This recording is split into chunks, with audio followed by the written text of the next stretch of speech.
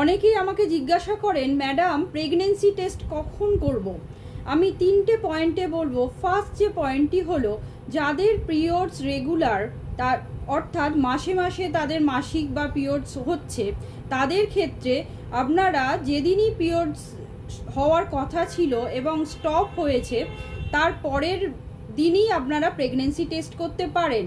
Second point হলো, যাদের ক্ষেত্রে পিরিয়ডস ইরেগুলার হচ্ছে, মাসে মাসে হয় না, কদিন ছাড়া হচ্ছে, এবং যাদের ক্ষেত্রে দেখা যাচ্ছে কয়েক মাস অন্তর হচ্ছে, তাদের ক্ষেত্রে অবশ্যই আপনারা লাস্ট যে পিরিয়ডস হয়েছিল সেখান থেকে কাউন্ট করে 36 দিন পরে যদি না পিরিয়ডস হয়, তখন আপনারা প্রেগনেন্সি টেস্ট করতে পারেন।